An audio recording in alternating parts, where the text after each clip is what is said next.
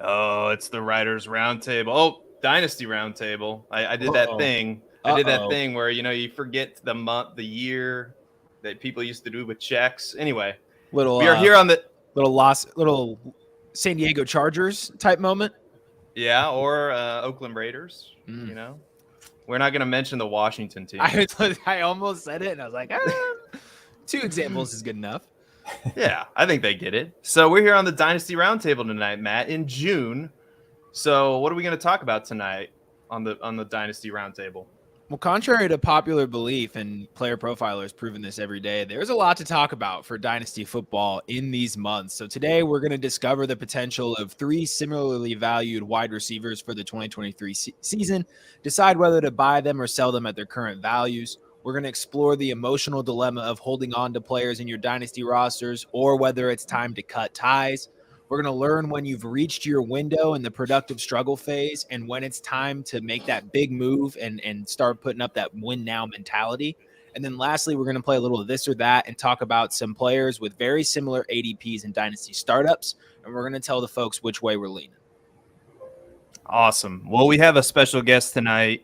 His name's Joel Ybarra. He's been writing for us for quite some time, but he's recently taken on a new position with Player Profiler, so we wanted to bring him on tonight. Joel, talk to the people about who you are and what you're going to be doing for us. I've been on with Player Profiler writing articles for since last off season, about a year. So, and I am Seth's minion. The assistant to the regional manager of the editor. So yes, Joel's the editor. Yeah, Joel's going to be helping me out with articles as we continue to expand here at playerprofiler.com.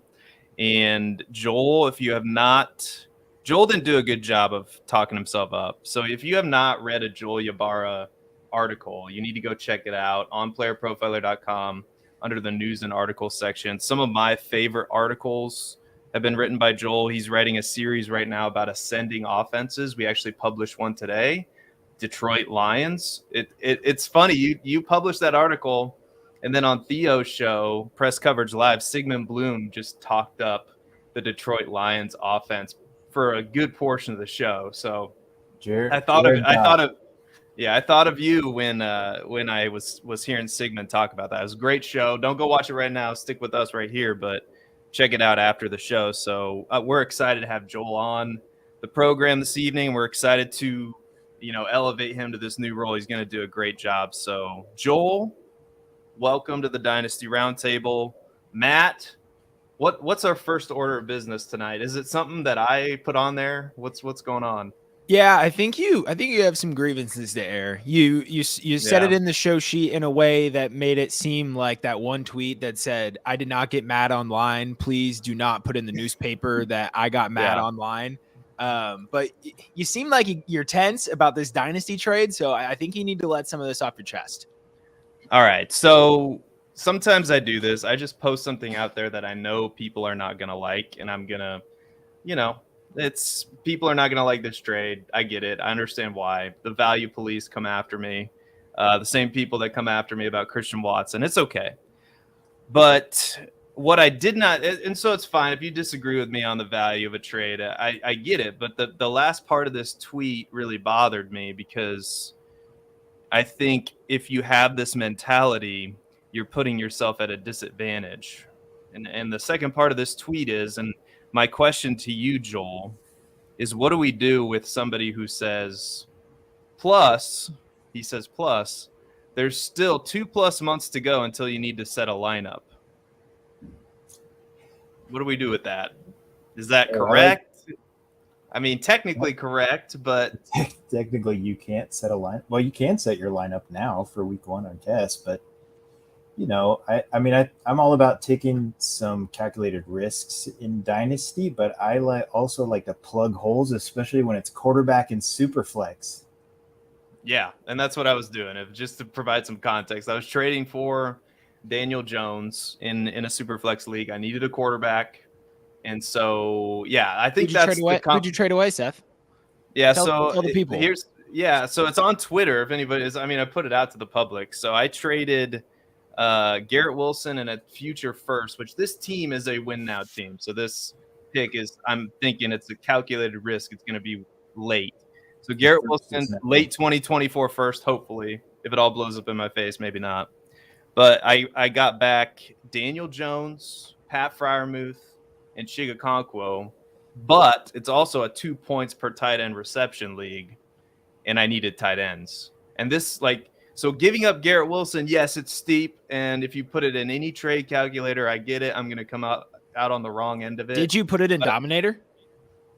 Yeah. Because I feel like I would much rather have your side of the trade, and now I'm really curious to see what Dominator thinks about it. It's closer. If you put it in Player Profiler's trade analyzer, it's a lot close because we don't have a calculator. We have an analyzer. It's a lot closer than you think, which I knew it would be, just kind of on feel. So I just put that out there knowing that most people would hate that trade because everybody loves Garrett Wilson.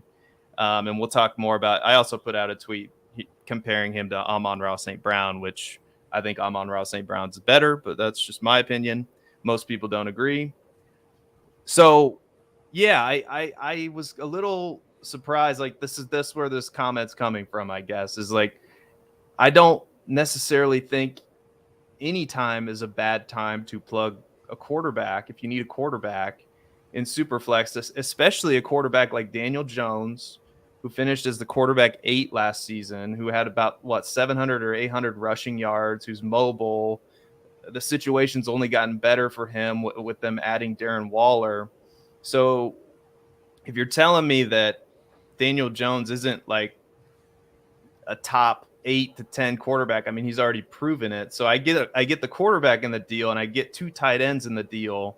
And yes, I give away an elite wide receiver and what's projected to be a late 2024 first. I know we can't really speculate on that too much, but anyway, I was fine with it. So I don't know. The response that you got just tells you what you need to do with people, with players like Garrett Wilson, Drake London. Sell high. People are all about it. Who's a hotter player in Dynasty than Garrett Wilson? Yeah, and I agree. I think the evaluation is a little high, but I just thought I'd throw that out to the roundtable tonight, and people can let me know in the chat what they think of it. But I think if you limit yourself to not filling holes in your roster in June, if you're just saying, whoa, no, I'm not going to do that in June, I'm just adamantly opposed to that kind of thought process, because when how do you know that deal's not going to be there, later on, so if you can do it where both players have an equal chance of, getting injured, I don't know. I don't see the values really changing too much with either one of those players. So I just thought it was an interesting topic. Matt, what are your thoughts about this whole conversation?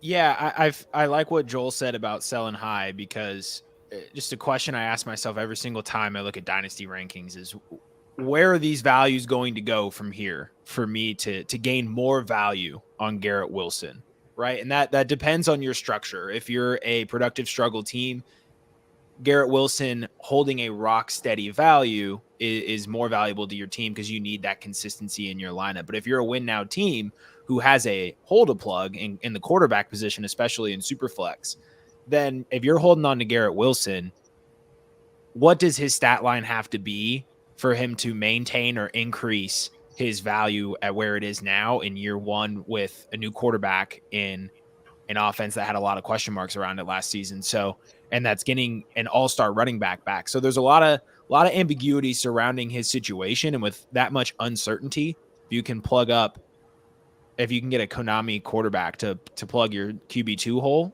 in Superflex and win now, plus get 2 young, hyper-efficient tight ends with plenty of targets to come their way this season in a 2 point per tight end premium, I'm taking that side of the deal, no question about it. So the buzzards can eat it.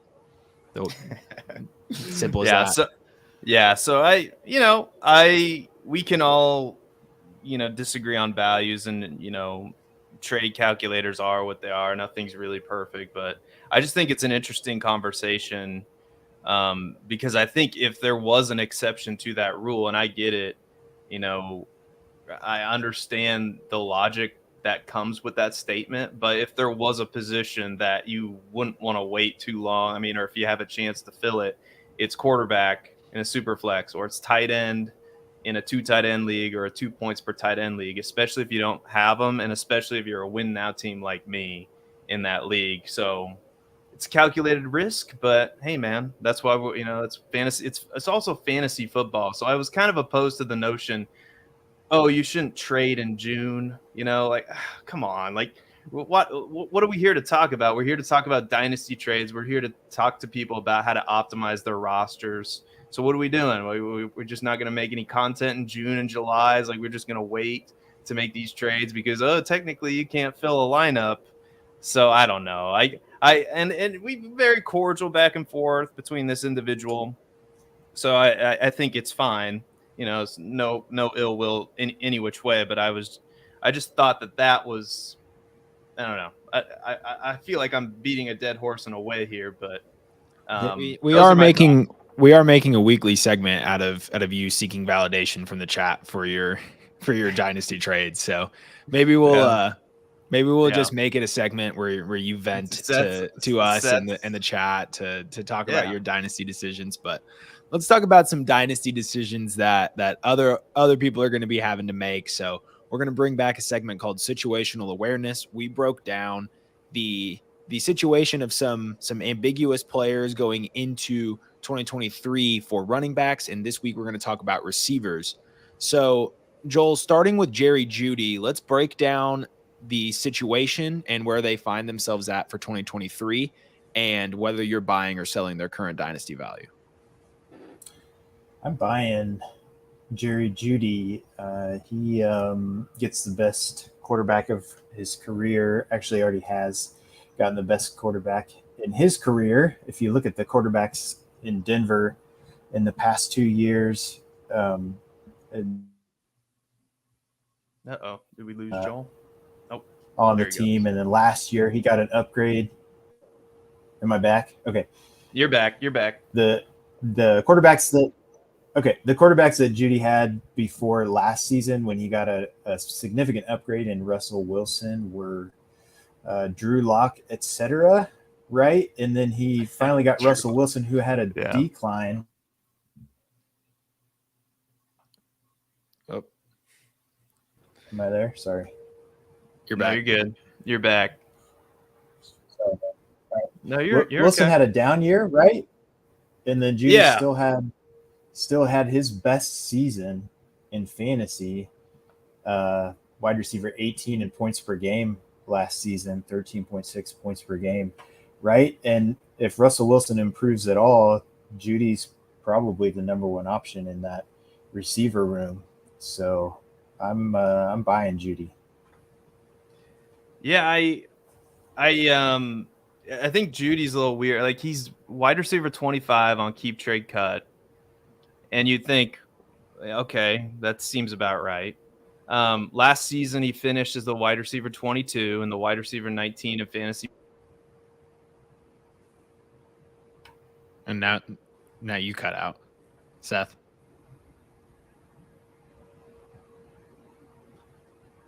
I killed your mic because I was tired of Jerry Judy positivity circling around. Right. Am I back now? Yeah, you're good. Okay. It's one of those shows, people. Like, my dogs might start barking next, so we'll be on the lookout for that. So, careful what you wish for.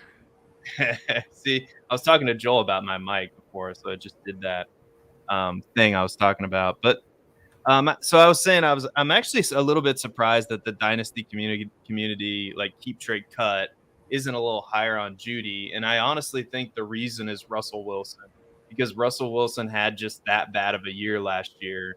He was 26 in true passer rating, 27 in QBR, number 35 amongst quarterbacks in catchable pass rate. I mean, that's no bueno. The year before, Wilson was number 7 in true passer rating, number 12 in QBR, number 18 in catchable pass rate.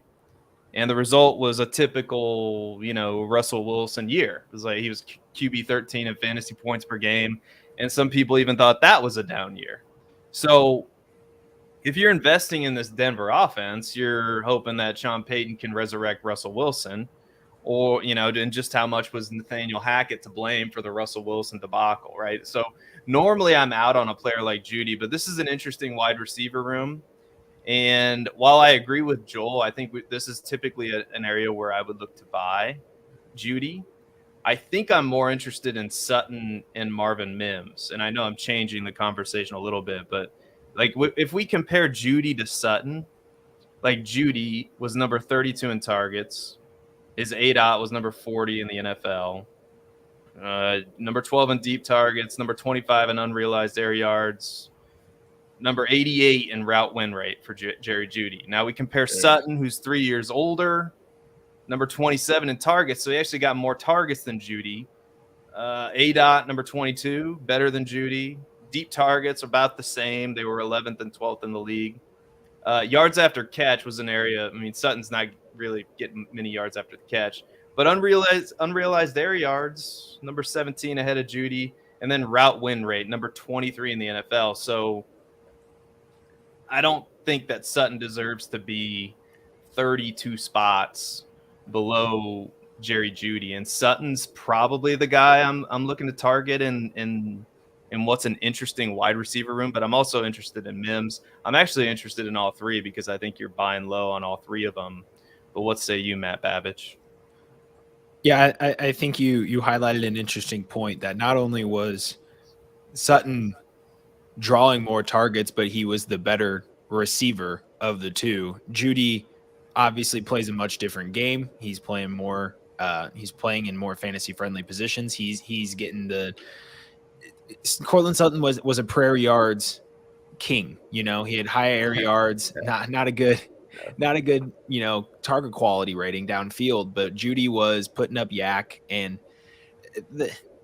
you make good points. My argument against Jerry Judy is that we're just assuming so much. So, you hear a lot of probablys and maybes and it must happen, with Jerry Judy. And so we're assuming that the Broncos offense improves. We're assuming that his role will stay the same or increase under Payton. We're assuming Marvin Mims, who plays at a more similar style to Judy than he does Sutton, won't eat into some of Judy's touches. We're assuming that Judy won't be dealt midseason, and we're assuming that if he is dealt, it's to a equal or better situation. So there is a ton of uncertainty surrounding Judy, and the one thing that we're pretty sure of is that he's big play reliant, and he's not that good of a receiver. He's shown it to us since he's been in the league, right? If he's not catching the deep balls down the field, or if he's not breaking out the 35, 40-yard run after the catch where he breaks free for a touchdown, he's not scoring points because he's not that effective of a receiver. And so I am more gravitating more towards Sutton somewhat, because I don't really believe necessarily in Sutton either. But at least, like Seth, like you mentioned, it's 32 spots below his ADP. And when we look at the tiers that Jerry Judy is in, so we have DJ Moore, we're taking DJ Moore. Brandon Ayuk, we're taking Ayuk. Quentin Johnston, that's funny enough a player we'll talk about here in a minute. But Jahan Dotson, I'm taking Dotson personally. He showed more in his rookie season. And, we have the sophomore surge still. And Judy's been around for multiple seasons and still hasn't quite given any definitive proof that he can do this. And then we have Treylon Burks below him to round out tier 9. And I think when you look at the players that are similarly valued to Judy, you're looking at almost all the other options saying that these players have similar ranges of outcomes and are in better long-term career arcs. Yeah, I think when you're listing those names, I think when you hit the Jahan Dotson, Treylon Burks, that's when it gets really close. That's about where he belongs, in my opinion. I think it's strange. But I honestly can't. I'm surprised he's not higher, just based on his stats. But I think like I said, I think the reason for that's Russell Wilson. There's some Russell Wilson skepticism out there for sure. And if you think that Russell Wilson can bounce back, like I think I do, then I almost need to be taking shots, in my dynasty leagues on Judy and definitely Sutton and Mims, especially where Mims was going in rookie drafts. So I agree. I agree with your general sentiment, though. Like, I'm not the biggest Jerry Judy fan in the world, but just value-wise, that's where I'm at. Yeah. So speaking of Quentin Johnston, his name is next on the list. So Joel, start us off here. What do we do with Quentin Johnston right now? Oh man, I can't believe he's in this range with these guys. I would take Burks and Judy before Johnston. I think it's just rookie fever, especially in Dynasty. Everybody wants to be on the rookies early, which I understand. But, Judy, Burks, Dotson obviously have proven it. Quentin Johnston's stepping in as number 3 in LA, right? I think especially in Dynasty, we pretty much treat Keenan Allen players their age and with a little bit of injury history as total dust, like they don't even exist, right? But Quentin Johnston's going to be coming in as the clear number 3 in that passing offense. And so I would take all these guys around him before Johnston. I just like the players who have proven it. Yeah, no, I'm right there with you. I think, just kind of looking at some of these values on Keep Trade Cut of where he's at, we kind of talked about his value. He's right next to Jerry Judy, which is interesting. He's ranked 1 spot ahead of him. So if you made me choose between Jerry Judy and Quentin Johnston, I'd probably take Judy. I'd probably take Burks. I'd definitely take Pittman. I don't know why there's so much Pittman hate out there. But just to speak on Quentin Johnston, I mean, like you said, he's clearly the number 3 option, and he's likely, he's in the offense we want him to be in. Ideally, he keeps receivers like Mike Williams and Keenan Allen fresh, probably most likely Mike Williams, because they both play outside. But I think the range of outcomes for Johnston is really wide. And I definitely err on the side of sell, but it could come up to blow up in our faces if Mike Williams isn't healthy and Johnston gets this unbelievable role, but it's just not there for him right now. I mean, he definitely could have spike weeks for sure, but still, like I said, I prefer Burks, even though Burks is in a worse situation because of the opportunity there, because, outside of, Chigakonkwo, Westbrook-Akina, Kyle Phillips, these are the receivers in Tennessee right now.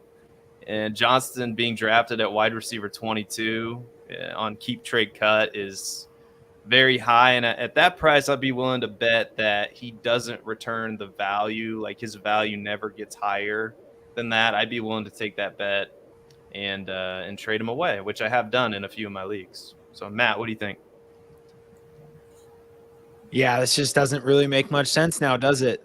Seth and I talked about a phenomena, a few weeks ago where, if Breece Hall was drafted in the first round, we had a thought experiment. Where would he have gone if he would have had Gibbs or Bijan Robinson draft capital? His ADP would have been through the roof. And this is what's happening with Quentin Johnston. If he were drafted in the middle of the second round to the Chargers, the same landing spot in a round later, this is a completely different conversation we're having about the value of Quentin Johnston and his ADP. So this is just another instance of being too invested in draft capital, and the glitz and the glam and the idea of being tied to Herbert long term with 2 aging receivers on the roster. Sure, but he still faces significant target competition in the near term and will likely face newer and better competition as Williams and Allen are phased out. He already doesn't have a rock-solid profile, and he very sneakily is entering one of the most consolidated target shares in the entire NFL, where because I thought about this when you said he's the number 3 target. Is he the number 3 target? Because there's a guy named Austin Eckler coming out of the backfield who averaged 7.5 targets last season. So he enters an offense that had a target share of 60% between 3 players.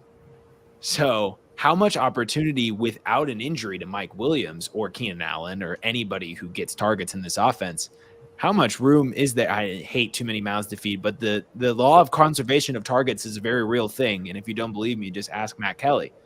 That's a real thing. And if all those targets are conserved, where is the room for Quentin Johnston? And how is he going to live up to his year one dynasty value? He simply cannot. Yeah, and I think Jared Dean makes a good point here. I think Josh Palmer is gonna have a role. I mean, he's got experience in the offense. I mean, he's the very spit and image of an average receiver, but he's got familiarity with Herbert. He's got experience in the offense, and I think if there's some actionable advice that I would give for me not being in on Quentin Johnston, it's if you're a win now team, I'm going and getting Keenan Allen, because barring an injury, like you said, I just think the year's there. I know he's 31 years old, but that's a shot that I'd be worth taking, in a win now team, because I think Keenan Allen could have a really big year in an offense that was number 2 in the NFL in pass attempts. I mean, Herbert with that, the rib issue, still threw the ball 699 times. So it's definitely an offense you want some exposure to, but at the same time, is you got to be smart with who you choose. And Quentin Johnston, this being valued this high above some other players is very worrisome. Yeah, you could go get Keenan Allen or Mike Williams super cheap, right? I mean, their values are both really depressed by injury history, just even in the last season. But, I mean, I wouldn't be surprised if they both outperformed Quentin Johnston this coming season. That's easy, right? I mean, and you can just get him so cheap and get some win now production right away. Yeah. Allen and Williams are wide receiver 42 and 43. I was just about to say that. Yeah, I was just looking that up at the same time. Yeah, so that's crazy. Anyway, so next on the list is a guy named Treylon Burks, which we've talked about already. So Matt, talk to us about Treylon Burks. Yeah, so first, all these players are always, around the same ADP. So naturally, we've already had some of these people in the conversation. But these are the decisions that you need to be, thinking about on these similar like tiered players. That's why like the tier conversation is becoming, more and more popular in fantasy football. But a guy who's at the bottom of this tier currently that needs to be much, much higher up on it is Treylon Burks. He couldn't have had. He had a lot of obstacles in his rookie season. From Tannehill getting hurt and the no target companions. We're gonna call them not competition, target companions. These are just usable bodies that are capable of playing football to a degree where some of the defensive attention can be drawn away from a particular player. He didn't have many of those in Tennessee, and his rookie camp went off to a poor start with him being out of shape or whatever it was. And maybe had long COVID, who knows? But something wasn't right with Treylon Burks to start the season, and he started off slow. He got hurt. What happened to him? He had turf toe that put him out for a while, and that's not a fun injury to play with. I know it sounds like a comical way to get hurt, but he didn't really start seeing significant snaps until week 12, where he sustained another injury in week 13, and then kind of went back to being a 75% snap share player. And in those games, he was 18 fantasy points, 17, 9.5, 12.6. So we started seeing those flashes towards the end of the season. He was efficient on small sample, nearly 2 yards per route run. He had a fairly solid route win rate of 42.5%. So he was top 35 in the league there. So he had a solid start, and he can only build on top of that. And I think we're getting a huge discount based off of the uncertainty of the Titans' passing offense.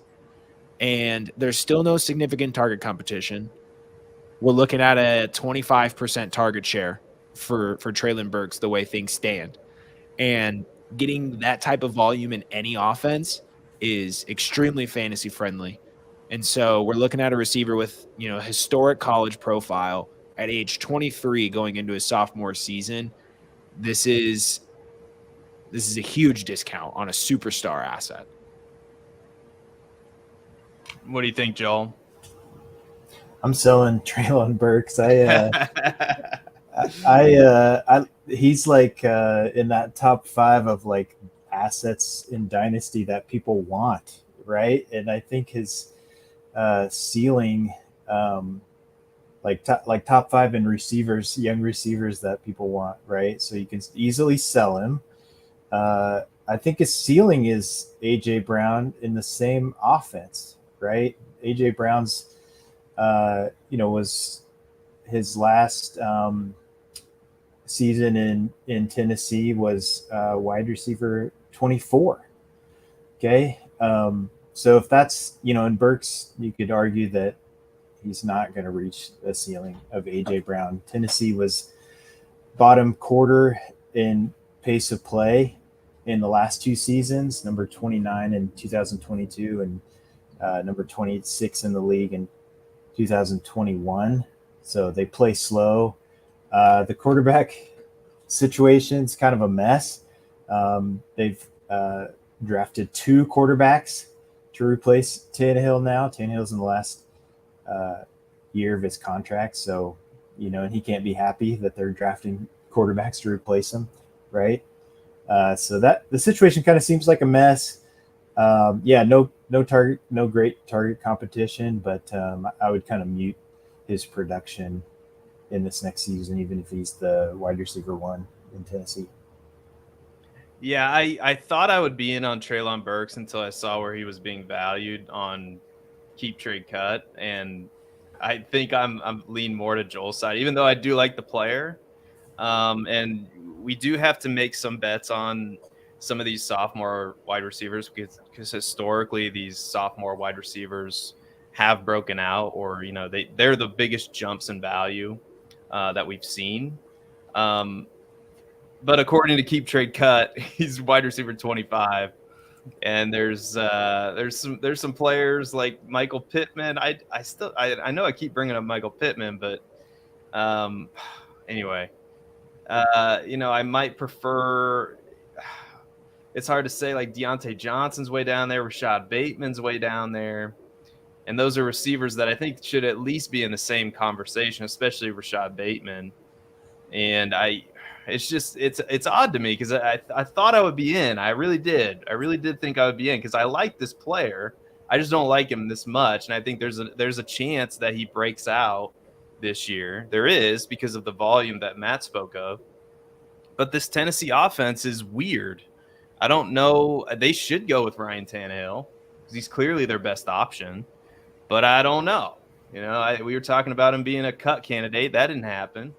But I don't know. I honestly don't know what the plan is in Tennessee because they're kind of in between land, and that's the worst place to be in the NFL. So I don't know what they're thinking. And I don't know if any of it's good for Treylon Burks. If Ryan Tannehill starts, I'm a little bit more interested, but I don't know. I don't know if he's going to. I think he should, but I don't know. So I agree. I'm Deontay Johnson's way down there. FF Mad Scientist. I think. Speaking of receivers who aren't good, that kind of proven production, Matt, is kind of what we're looking for in fantasy football, though. Even though he does tend to drop the ball on occasion, but that's neither here nor there. So let us know what you think of those 3, Treylon Burks, Quentin Johnston, and Jerry Juedy in the chat. Are you buying or selling? But now it's time to fish or cut bait, which this feels like a new game. Is this a new game, Matt? New game. In here? New game. Fish or cut bait. So we create emotional ties to players on our Dynasty roster. So we all know of the Podfather's love of Ashton Doolin, right? Our Dynasty truthers. So these are some Dynasty truthers that people may have on their rosters right now. Is it time to cut them, or is it time to hold on? Matt, or I'll start with Joel. Joel, what do we think? Is Kahlil Shakir somebody we should keep on our rosters, or is it time to move on? Yeah, let's hold. How big are our rosters, by the way? We're assuming some fairly big rosters. I'd say that nowadays the standard Dynasty League is holding rosters to where you're rostering people in this range. Oh, yeah. For sure. Yeah, I think Shakir, even on a 28-man roster, is a hold. I think the Bills are still looking for a number 2, right? So if he's he could be number 2 in this offense to Diggs. Unfortunately, he only earned 20 targets last season in 14 games, but only had a 28% snap share, right? He'll be playing in the slot. They let go of Isaiah McKenzie, and so he's who they're depending on in the slot. And I could see him earning the second most targets, third most targets on the team going forward, which is what we're looking for, especially in an explosive offense. We're looking for 2 receivers to actually be productive, right? It's going to be Diggs, and then wouldn't be surprised with Shakir and his athleticism, 4.4 speed, that he is earning quite a bit of targets. That's proven to be a pretty valuable position to be playing, the Bills slot receiver. Yeah, he caught a deep ball last year, and that was everyone's uh-oh moment, where if he starts doing that a lot more often in this offense, then look out. But yeah, Joel, you said it. I mean, they are looking for a number 2. They didn't add any significant target competition besides Dalton Kincaid over in the offseason, which means there's still plenty of wide receiver snaps, particularly slot snaps, available to be earned here in the Bills offense. And Trent Sherfield is currently the only player listed above Kahlil Shakir. And I think with the flashes that Shakir showed in a couple of games last season, I know it's an incredibly small sample size, but Trent Sherfield hasn't really shown much of anything across his career. The Bills invested, draft capital into Shakir. They know he's a younger guy.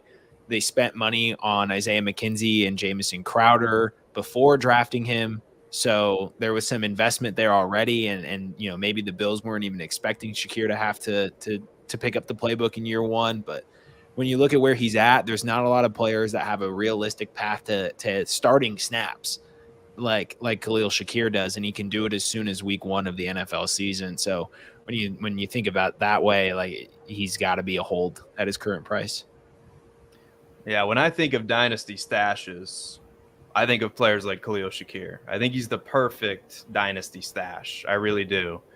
This is a player that throughout the process I was really high on, like when I was evaluating some of these rookies. And to make it a Bears show, here we go, minute 37 of the show, we're making it a Bears show. The Bills traded up with the Bears to go get this guy in the 5th round.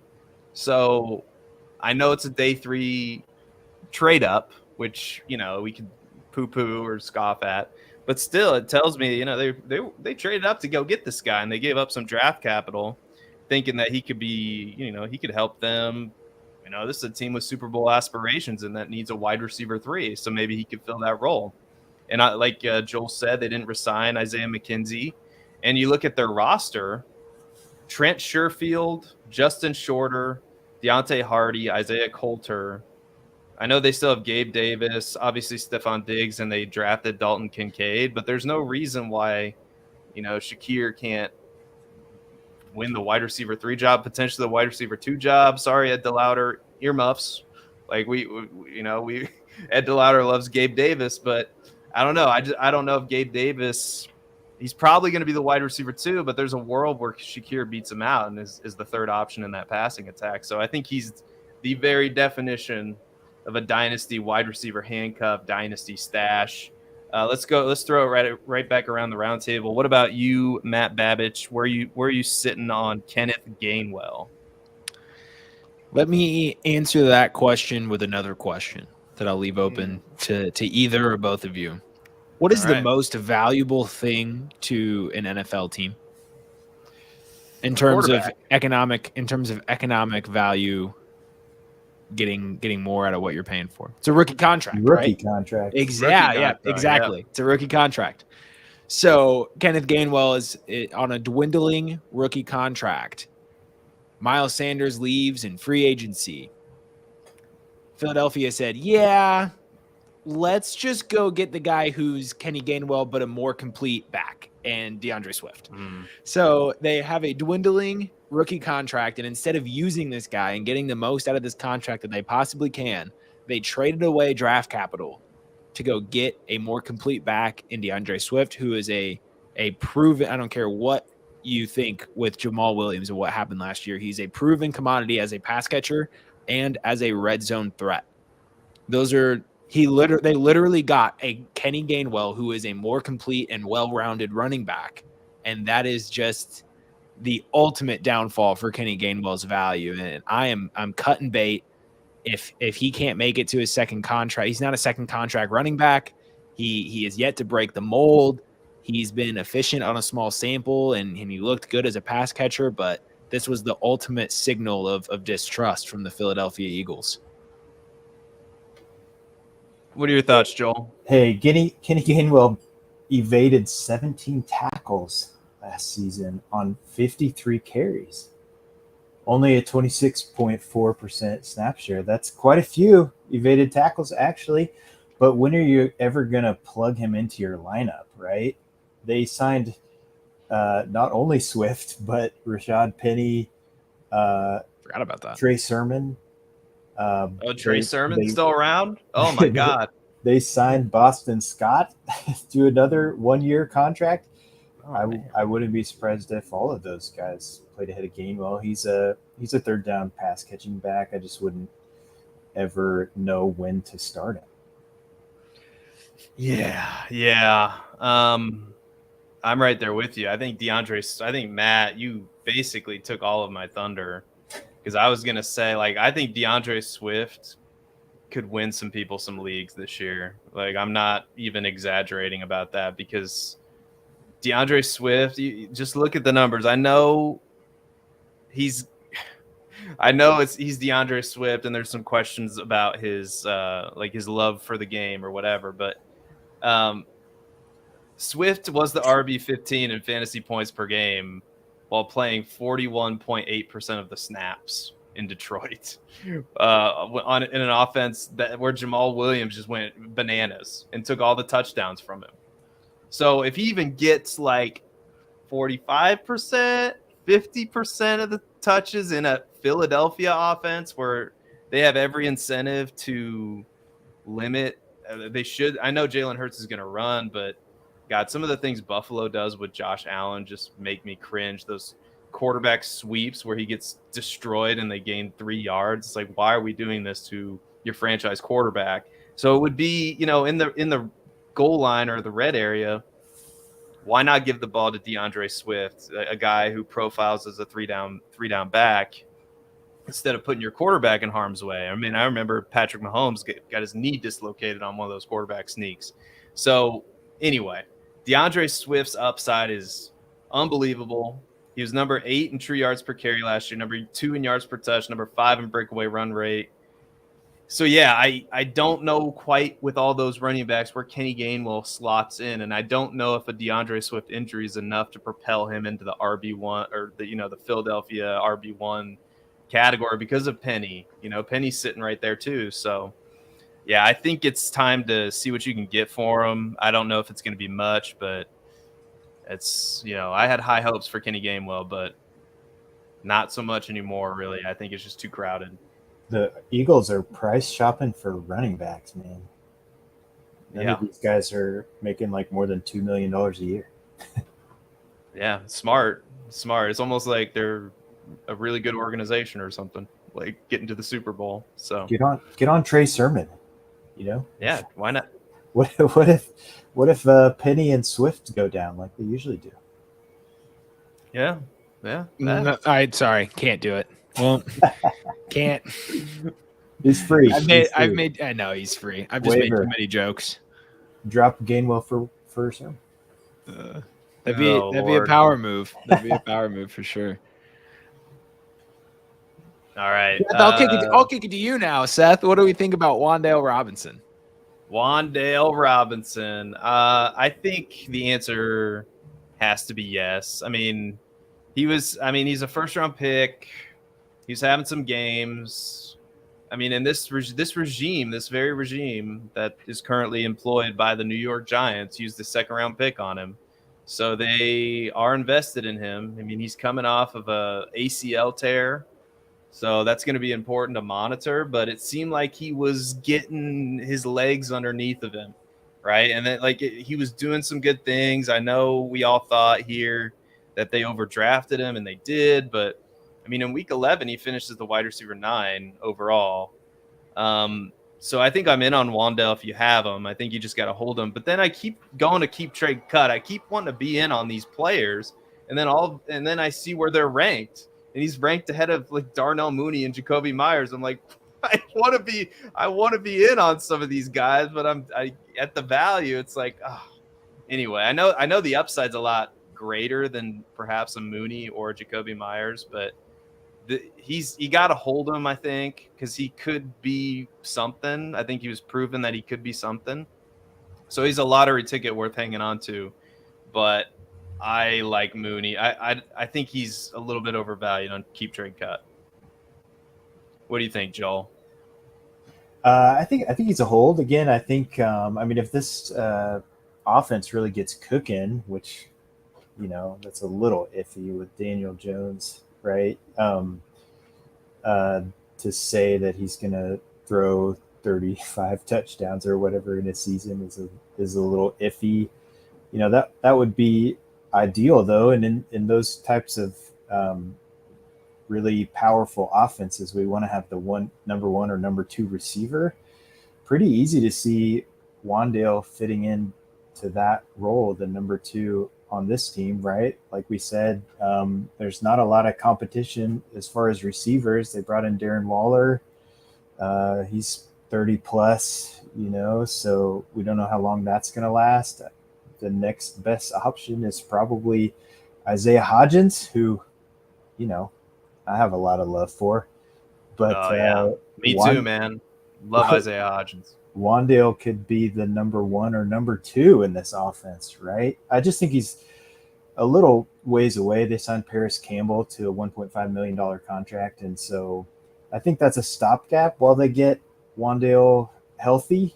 He was injured in week 11 last season, but they've got a top 50 pick invested in Wandale, so and he did come in and produce in year one, and so we like that continuity, the investment made by the team, and then him flashing at least a little bit. And this offense has just hit its baseline last season. It's going to go nowhere but up the next season.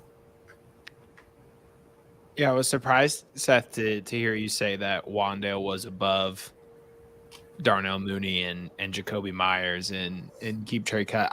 When I wrote this up, I was looking at FFPC ADP because I figured that would be more of a realistic of who the sharps are letting go of. So that's the one I drifted towards for that. And he is below Mooney and Jacoby Myers. They all are really close, which I think is fair.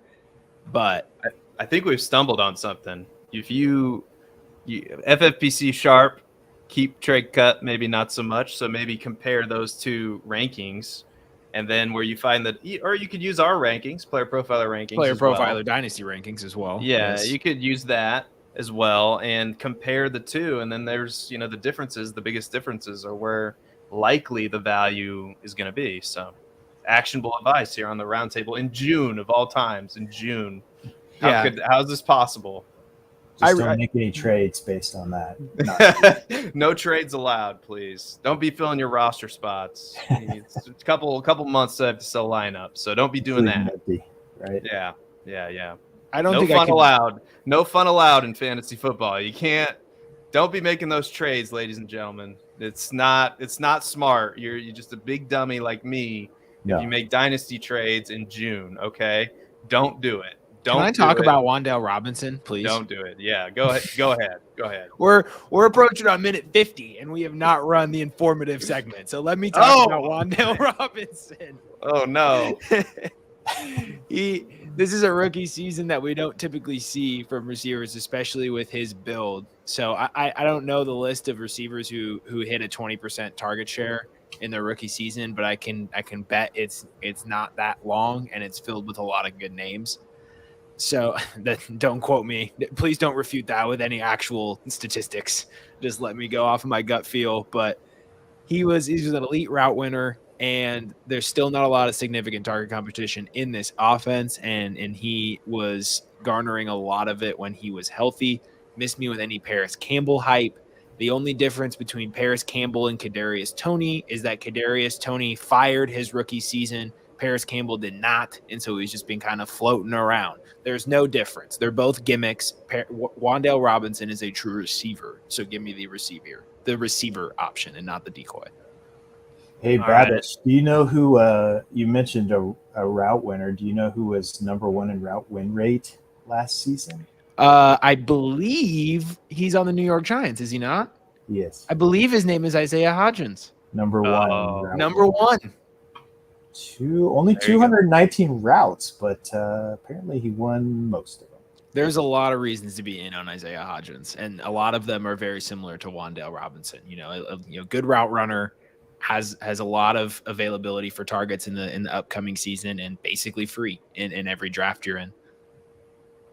All right, so this is a Dynasty show, so let's have an informative segment about Dynasty. Makes sense, right? Go get the Dynasty Dominator. Listen to the Podfather.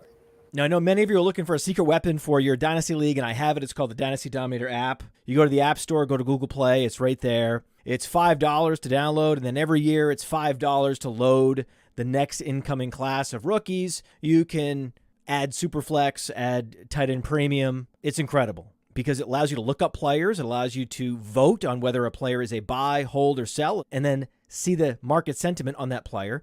And you can compare their lifetime value rating from Player Profiler to their Dynasty ADP at the FFPC, all in the price lookup tool. And beyond that, we have a trade analyzer, so you'll never lose another Dynasty trade again. And in our settings, you can set this is a win now team, this is a rebuilding team, and then we let you compare players. Look at their metrics side by side, prospect metrics, NFL metrics. It's all there. It's $5 in the App Store. There's some add-ons for Superflex and to buy the upcoming rookie class. Every year, you're going to spend $5 on this thing, and it's going to be well worth it. All right, we're going to have to hustle because we still have a couple questions, but the next question on the show sheet, I'll kick it to you, Joel, is when you're in the productive struggle phase, how do you know when you're at your window? How do you approach flipping the switch to win now in a productive struggle? It's kind of a loaded question in a way. Yeah, it's a tough one. But basically, when your hopes and dreams for your players become actual production, right? So this is I don't know if it's I guess it's a productive struggle, but last season I drafted a Dynasty startup Player Profiler Patreon Patriot League, the Dynasty Chaos Leagues. It's the 16 teamers, double tight end, super flex, tight end premium. And so here are some of the players that I drafted: Fields and Hurts, and at the 1-2 turn, Dotson, Tony, picked up Hodgins on the waiver wire during the season, right? And last season, it was kind of a question mark. Even Fields and Hurts were question marks when this startup took place, right? But this season, both Hurts and Fields turned in, they're both top 6 quarterbacks, I think, points per game last season, right? So actually flipped Hurts, traded Hurts for value, but kept Fields. And I think I made the playoffs last season, but this season I'm win now. I'll let you. Do you want to know who I traded Hurts for?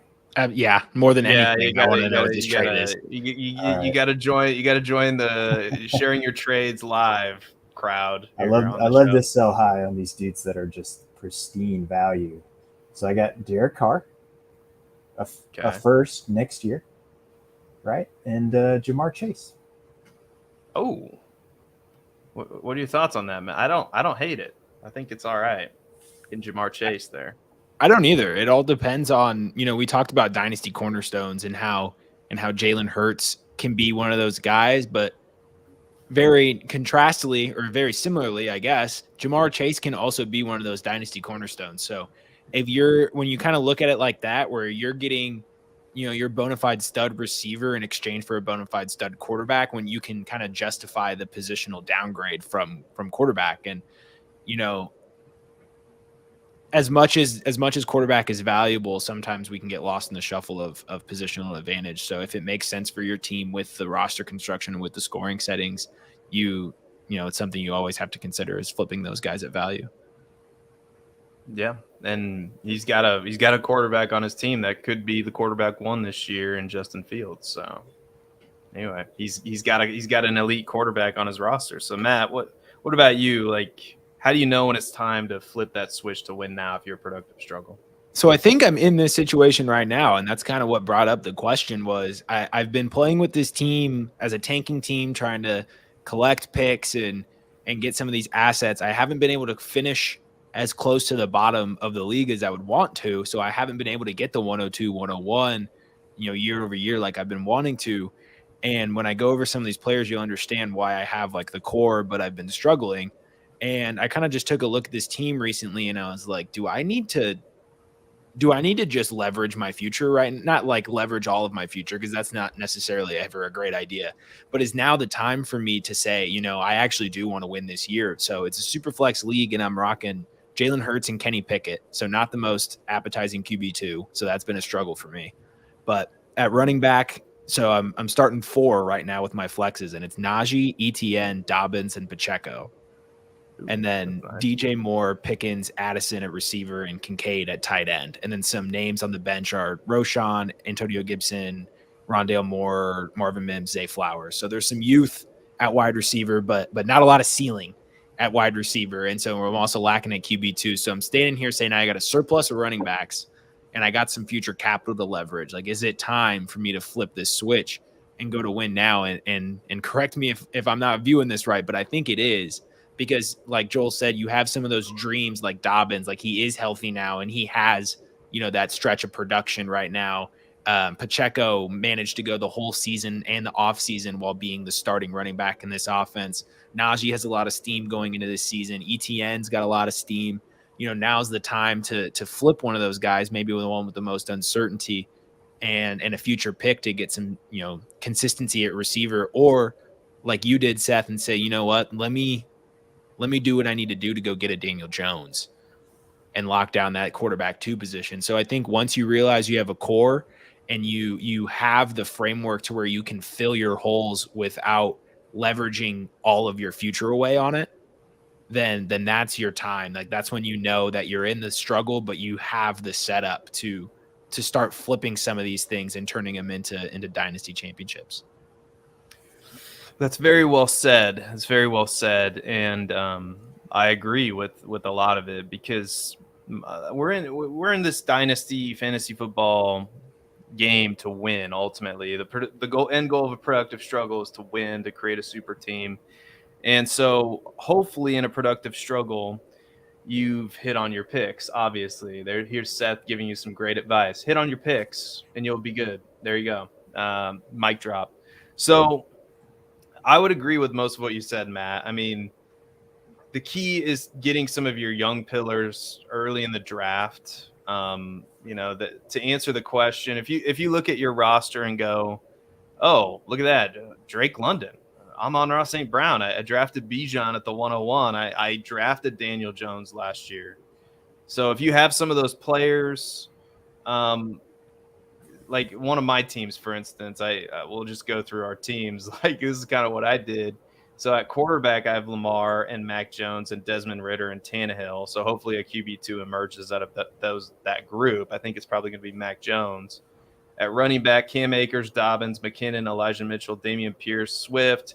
Wide receiver, Burks, Dotson, Lazard, Drake London, Jacoby Myers, and Calvin Ridley. And then I need a tight end. But, by the way, I have 3 future first rounders that I could use to go get a tight end. Not obviously to spend all those future. Cut out.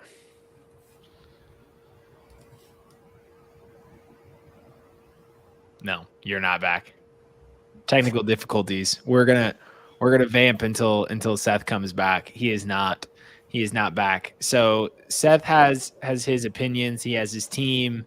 I'm debating whether or not we move on to the final segment. Oh no, he's back. There we go. I'm gonna have to work on this mic connection. I don't know what's going on, but so yeah, like I think we probably move on to the final segment. But to just put a bow on that, I don't know where I cut out, but you kind of just build up assets until it's time to go get what you need. And I'm always in favor, like, context matters in these trades. If you really need a tight end, go get a tight end, even if you have to overpay. If that's what's going to make your team, in your opinion, a win now team, or it's going to put you over the top to win a championship, that's ultimately what we're here for.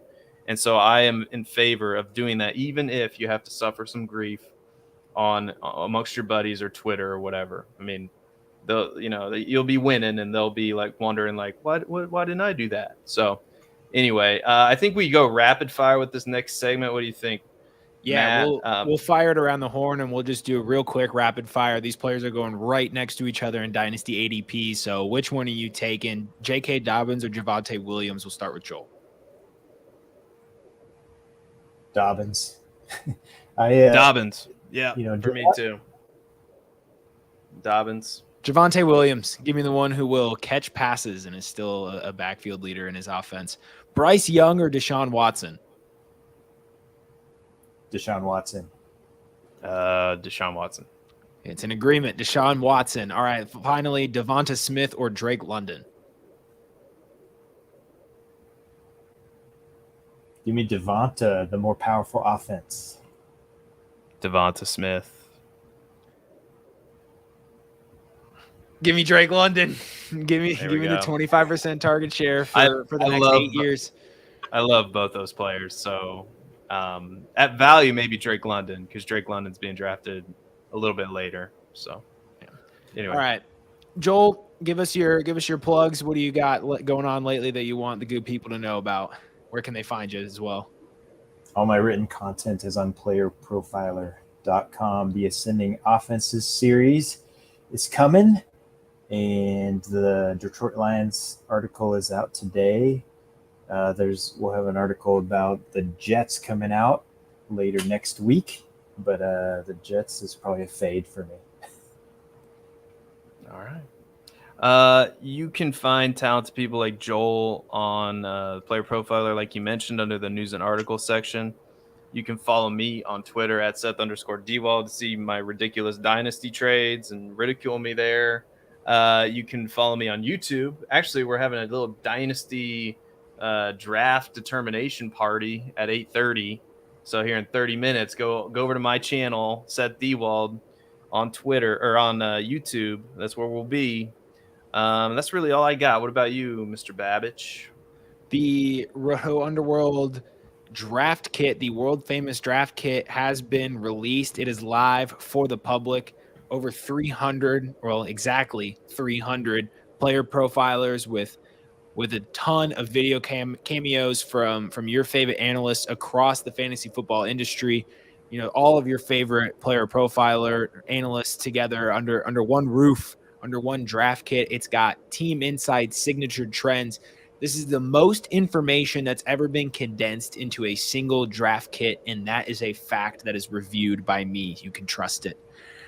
You can find my personal work. I have blurbs and video cameos for Javonte Williams and Mark Andrews. I have additional video cameos for Mike Evans and Dak Prescott. I have 19 additional player write-ups and then team previews and signature trends for Seattle and New England. So blessed to be able to contribute so much to this amazing work of art that is the world-class draft kit. So go check that out. Go check out all the great work that was done by everybody that was a part of this process, and go give Theo Greminger a big thank you for all the work that he did in putting this all together in the final hours. So that's all I got. All right. Well, thanks, Joel, so much for coming on the show. Thank you to Senior Football in the chat, Fantasy Football Ninja, who he's got a YouTube channel, so we'll keep that streak going. Go follow him on YouTube. We got Matt's dad in the chat. So thank you to all these people in the chat watching us, carrying the show. We appreciate you guys. And until next time, nobody cares about Aaron Rodgers. So we will see you later. Hey, you like that video? Be sure to subscribe and activate those alerts so you get notified as soon as new videos drop. And be sure to check out playerprofiler.com. We have all the tools for you to dominate every type of fantasy league. We have a draft kit, Dynasty Deluxe, data analysis, DFS Dominator, and don't forget the player rankings to rule them all.